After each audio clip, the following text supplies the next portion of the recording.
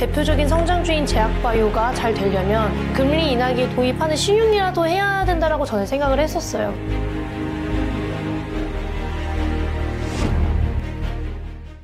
이분이 나오시면 이제 곧 해가 바뀌는구나를 느낄 수 있습니다.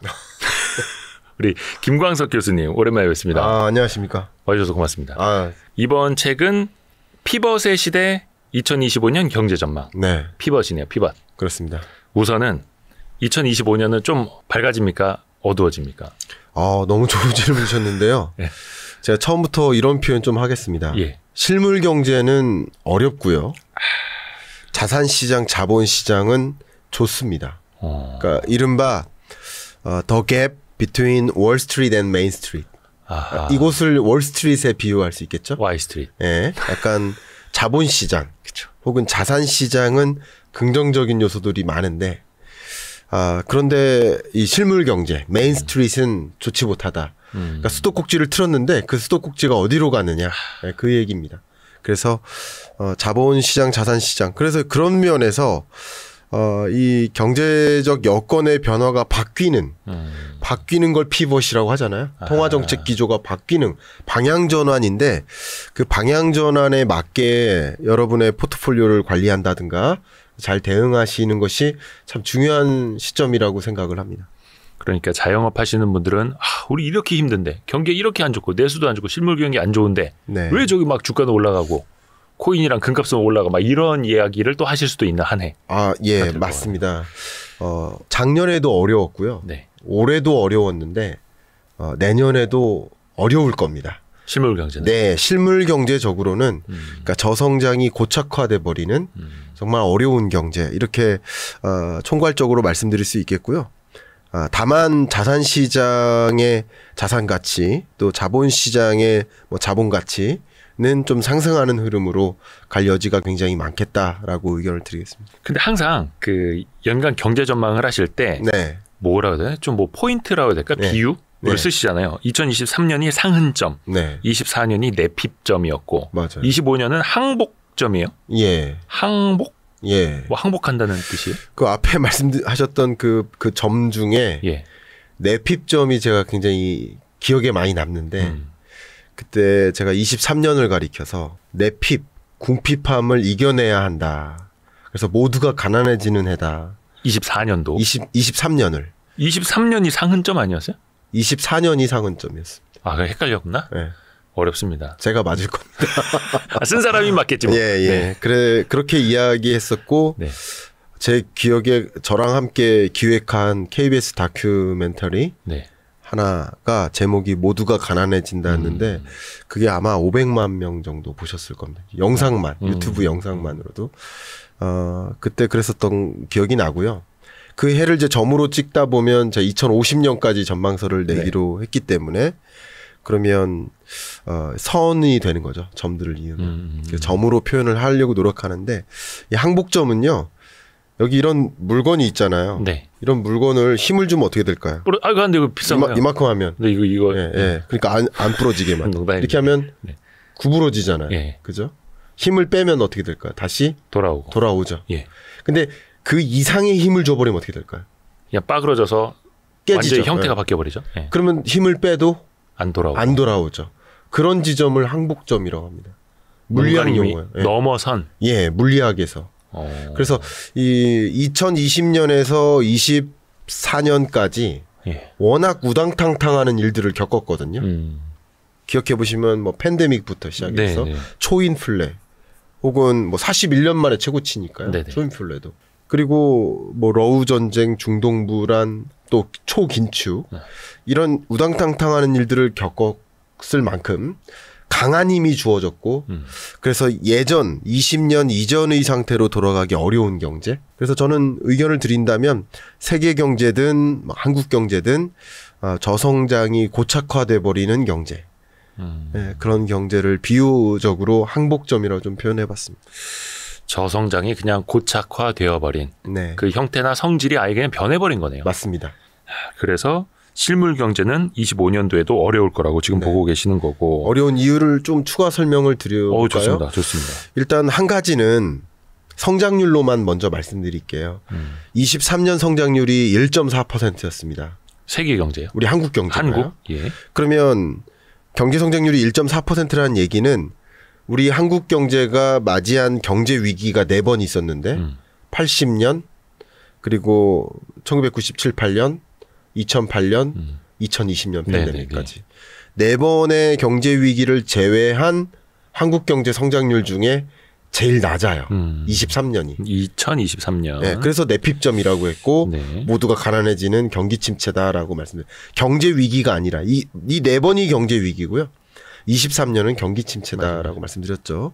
그리고 24년은 성장률이 2.4%로 반등하는데 바로 기저효과에 따른 반등이죠.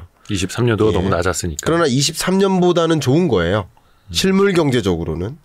근데 24년에 왜 좋아졌을까? 실물 경제적으로 왜 좋아졌을까? 내수 경제가 회복된 게 아니라 외수, 수출 중심이고 수출도 다 성장한 게 아니라 몇몇 품목만 반도체, 뭐 자동차, 조선. 요 3대.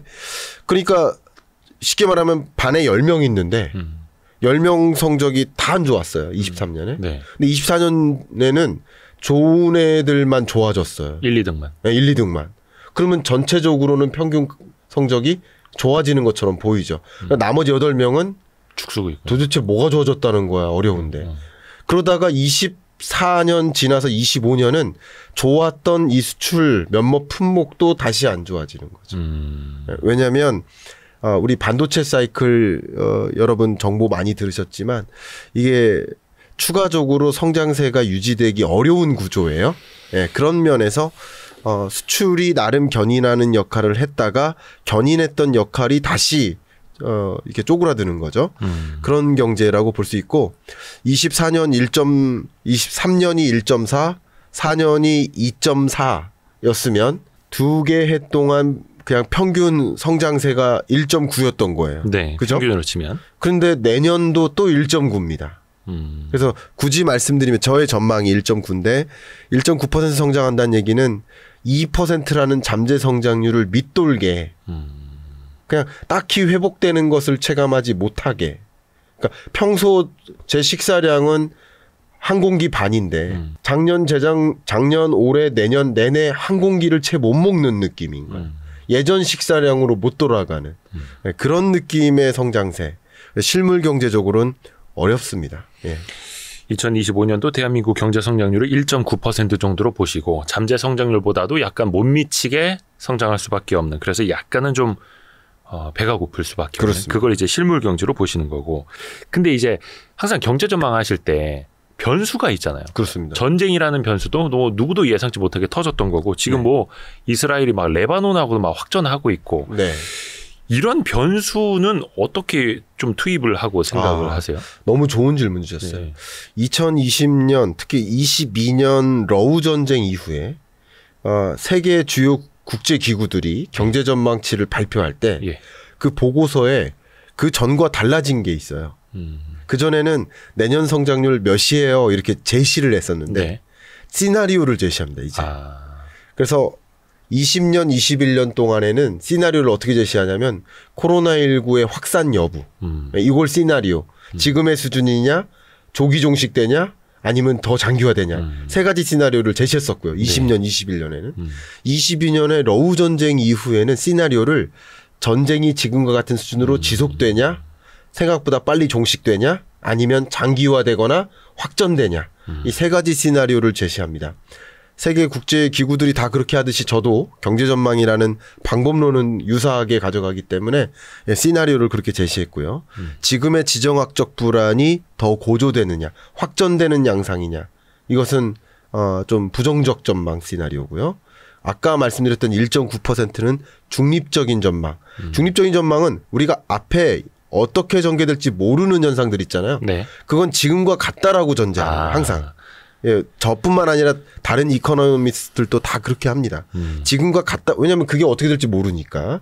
그것은 지금과 같다라는 전제하에 시나리오 2 중립적 전망을 제시하는 거고요. 근데 생각보다 낙관적인 전망을 제시할 수 있겠죠. 예를 들어서 올해 안에 전쟁이 종식된다든가 지정학적 리스크가 갑자기 경감된다든가 뭐 그런 일이 있게 되면 낙관적 전망을 제시할 필요가 있겠죠. 그 세 가지 시나리오에 맞는 성장률을 제시를 했습니다. 그래서 베이스 시나리오를 바탕으로 뭐 전쟁이 이제 종식이 되느냐, 네. 더 확전이 되느냐, 그렇습니다. 뭐 이런 식으로. 네. 근데 책 표지에도 피벗이라고 나와 있습니다. 피벗. 네. 네. 그러면 이게 뭐 가장 최근에 우리가 접했던 피벗은 기준금리 인하일 네. 테고, 네. 좀 중의적인 표현을 담으신 거예요? 어때요? 네, 중의적인 표현입니다. 중의적이면서 뭐 경우에 따라서는 낙관적으로 들리실 수도 있겠죠. 이게 금리 인하를 뭐라고 정의하느냐에 따라서 네. 여러분들이 경제를 바라보는 뷰가 좀 달라지시더라고요. 보니까 이 금리 인하를 성급한 금리 인하, 경기 부양적 금리 인하, 고용 침체에 따른 금리 인하로 받아들이시면 부정적 전망이 가능하겠고요. 저는 지금부터 말씀드리겠습니다만 지금의 금리 인하는 금리 정상화의 개념이다. 그러니까 높았던 금리를 이제 그 정도 제약적인 금리를 유지할 필요는 없다. 왜? 물가 안정을 위해서 금리 인상을 했는데 물가 안정 목표는 거의 이뤘기 때문에. 그죠? 여기서 물가가 잡혔다는 뜻이 아니라 물가 상승률이죠. 목표치에 근접하게 왔기 때문에 그러면 굳이 높은 금리를 유지할 필요가 있어요? 정상화하는 거죠. 그래서 제가 말씀드리면 미국보다 먼저 금리 인하한 나라들 생각해 보세요. 많죠. 영국 유럽, 먼저 했어요. 네. 유로존 먼저 2번 인하했습니다.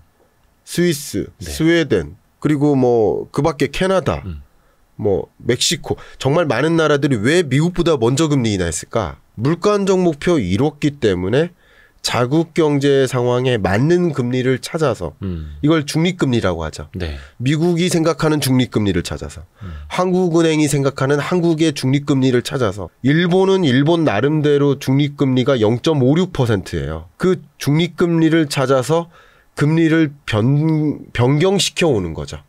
적정금리를 찾아서. 그런 피벗의 시대라고 저는 판단하고 있습니다. 그래서 중의적인 의미를 담고 있다라는 네. 거고, 그 전에 참 예측하실 때도 2024년 상반기까지는 금리 인하 어려울 거다 전망을 하셨었죠. 조금 유튜브에서는 욕 먹었었던. 그렇죠. 유튜브 상에서는 금리 인하를 금리 인하 원하셨어요. 바라고 있는데, 네, 바라셨어요. 바라고 있는데 지금 맞아요. 다들 막 금리 인하 바라고 있는데 김광석 교수님이 작년 말에 나오셔서 2024년 상반기까지는 금리 인하 어렵습니다. 안 할 작년에도 겁니다. 그랬고 22년에도 그랬고. 네. 금리 인상한 이래로 너무 빨리 금리 인하가 있을 거라고들 예상하시니까 너무 큰 기대 갖지 말라, 약간 이런 느낌으로. 그런 느낌이 아니라 저는 유튜브에선 조금 극단적으로까지 말씀드렸죠. 왜냐하면 뭐라고? 와닿게 하려고. 금리 인하를 24년 상반기 내에 한다는 건 상식에 부합하지 않는다고 했어요. 경제 상식에 부합하지 않는다고까지 얘기했어요. 물가도 안 잡혔는데. 왜냐하면 물가 안정을 위해 금리 인상한 건데 물가 안정 목표 안 이루었는데 못 이루었는데 어떻게 금리 인하합니까? 이번에도 9월 FOMC 회의 때 그 성명서에 뭐라고 써 있어요? Greater confidence. 뭐에 대한? 물가 안정에 대한 greater한 confidence. 이젠 자신감이 생겼다. 물가 잡혔다라는 확신이 있으니까 금리 인하를 하는 거지. 물가 안 잡힐지도 몰라 하는 생각으로 금리 인하 할 수가 없습니다. 그랬다가는 2차 인플레 올 수도 있기 때문에 그쵸. 또 추가적인 연준의 실패인 거예요. 그러니까 그런 것을 막기 위해서 금리 인하는 어려웠다라고 의견을 드려왔고요. 24년 하반기 끝자락에나 금리 인하가 가능하다고 전년서에 적혀 있죠. 전부터도 그렇게 나왔고. 그래서 미국은 9월에 이제 내렸고 네. 우리나라도 뭐 한 10월이나 12월이 있죠. 10월, 금통위가. 11월 네 있습니다. 10월, 11월. 예. 그 즈음에 또 이제 내리게 될 테고. 네. 내년에는 어떻게 보세요? 이제 금리 인하를 얼마나 더 내릴 수 있을지, 금리를. 이 피벗의 의미도 네. 어쩌면 종착점에 오지 않는다는 의미도 또 포함됩니다. 예. 그러니까 무슨 뜻이냐면 점에 오지 않는다. 금리를 인하할 때 네. 제가 의견을 드리면 미국이 생각하고 있는 지금의 적정 금리는 3% 정도 됩니다. 3에서 높게 잡으면 3.5. 물론 그 1년 정도 시간이 지나면서 나타나는 인커밍 데이터에 따라서 3.5가 될 수도 있고 3.0이 될 수도 있지만 네. 이 정도 범위로 금리를 정상화하는 목표를 갖고 있다라고 의견 드릴게요. 근데 한국은행 같은 경우는 2에서 2.5% 정도 사이로 보고 있습니다. 네. 근데 이 종점 금리라고 표현해 볼게요. 네. 이 종점 금리가 25년에 도래되진 않습니다. 26년까지 갑니다. 그렇게 저는 시나리오를 그리고 있고요. 그만큼 금리 인하 기조가 빠르지 않고요. 천천히 이루어진다. 서서히. 점진적으로. 그리고 그게 통상적인 통화 정책의 메커니즘에 어울립니다. 9월에 나온 FOMC 때 그 나온 점도표를 보더라도 그러니까 25년 말쯤에 돼서야 한 4%대 초중반? 네, 맞습니다. 요 정도 지키는 거고 26년도 말이 가야 한 3%대 초중반 이렇게 점도표가 찍혀 있고. 예. 그래서 우리의 기대만큼 막 이렇게 팍팍팍 내려가진 않을 것이다. 그러니까 역시 이것도 여러분들이 항상 제가 말씀드리는 게 다 맞은 건 아닐 수도 있겠죠. 네. 그런데 아마도 굉장히 대대적으로 금리를 인하하거나 추가적인 빅컷을 단행하거나 그리고 짧은 시간 안에 뭐 제로 금리로까지 내려오거나 하는 것을 주장하시는 분들은 제 생각에 제가 그분들의 말씀을 들어본 적은 없지만 그것마저 해석을 해본다면 하드랜딩을 가정하시는 겁니다. 경제 위기급 강한 경기 침체 정도가 와야만 더 빨리 그것에 대응하기 위해서 비상적인 금리 인하를 단행하는 것이죠. 예, 그렇게 저는 의견을 드리고요. 9월 FOMC 때 빅컷을 했던 건 굉장히 이례적이었다고 저도 판단하고 있습니다만 네. 비상적인 금리 인하는 아니었다라고 저는 생각을 합니다. 왜 이런 말씀을 드리냐면 일단 그린스펀 저 굉장히 좋아하는 네. 예, 전 연준 의장인데 이분이 1987년부터 연준 의장을 지내셨습니다. 2006년까지. 네. 20년. 그렇죠. 정말 네. 오래 하셨죠. 그러면 오해하신 거예요. 예. 이분이 퇴직하시면서 남겼던 이 통화 정책의 메커니즘적인 교과서적인 표현을 남긴 게 뭐냐면 경제가 비상 상태가 아니라면 빅컷은 없다라고 이야기를 했어요. 이게 통화 정책의 통상적인 메커니즘이에요. 그렇죠. 그래서 베이비 스텝이라고 안 하고 베이비 스텝 룰이라고 하죠. 그게 원칙인 거예요. 통화 정책 기조의 전환은 천천히 점진적으로 하는 겁니다. 근데 왜 빅컷을 했는가라는 것에 대해서 비상적인 금리 인하가 아니었다라고 또 저는 회고를 한다면 네.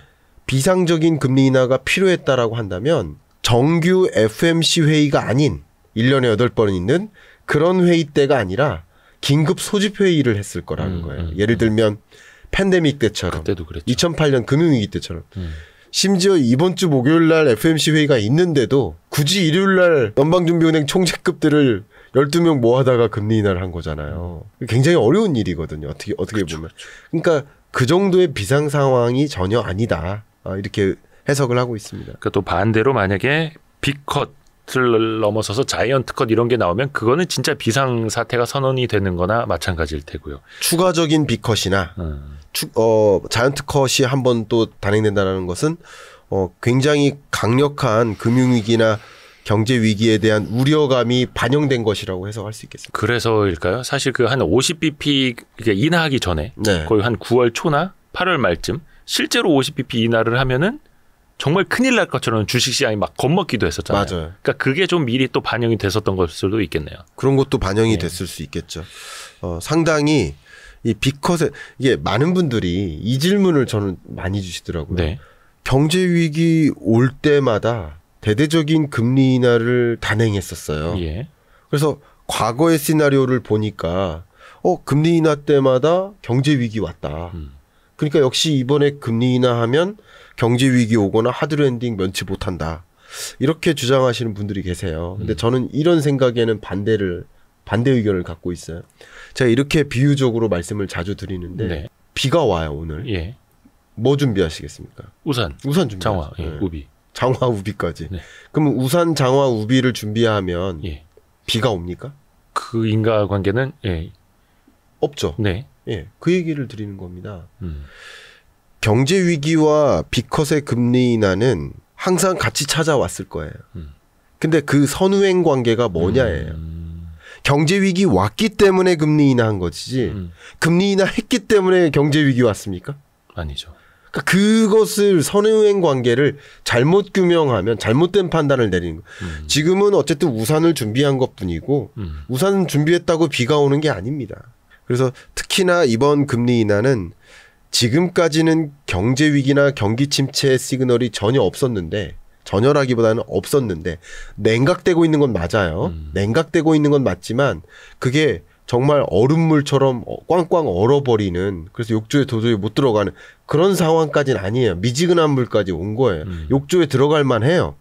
그런 상황까지 온 건데 앞으로 냉각될 수도 있으니 더 냉각될 수도 있으니 미리 선제적으로 금리 인하하자 하는 그런 의지도 일부분 반영된 것이고 그런 의미에서 차라리 7월에 베이비컷하고 9월에 베이비컷 했으면 좋았을 텐데 하는 해석도 충분히 가능한 네. 거죠. 그런 의미에서.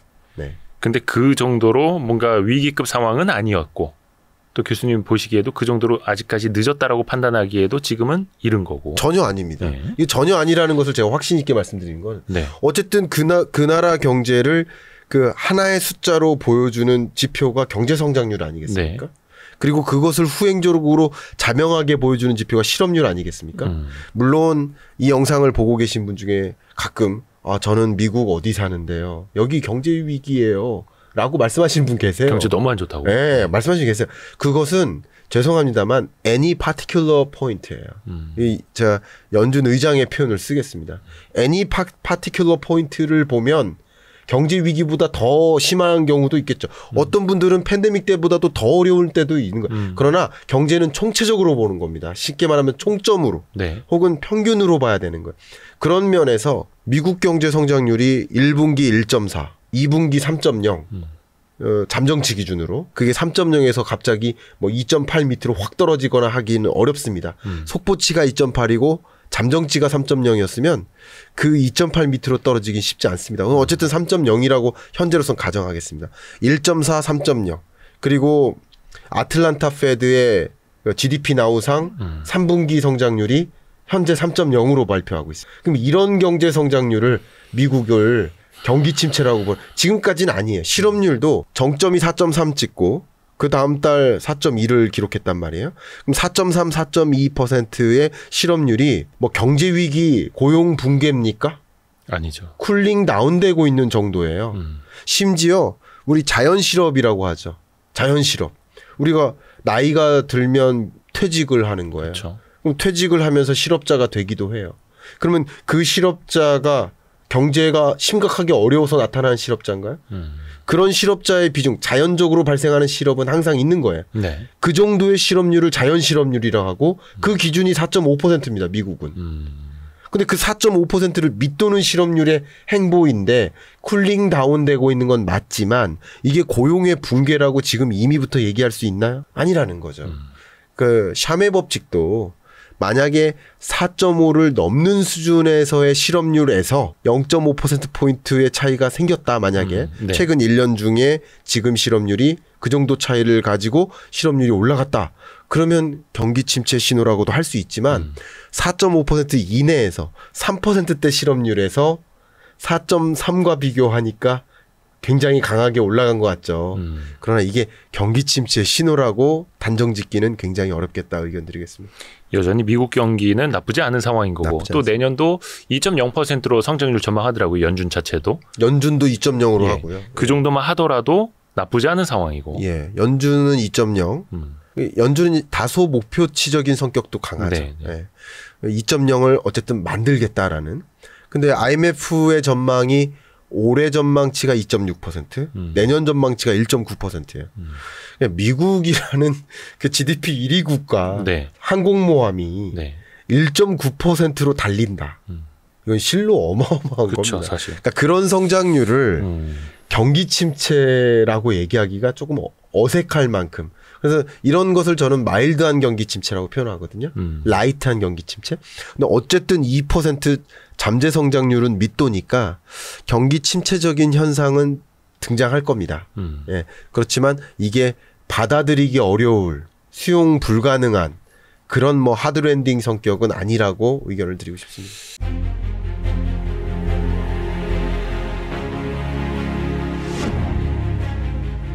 대표적인 성장주인 제약바이오가 잘 되려면 금리 인하기에 도입하는 신용이라도 해야 된다라고 저는 생각을 했었어요. 근데 그때 한 번 더 뛸 수 있는 게 제약바이오라고 저는 생각을 하고요.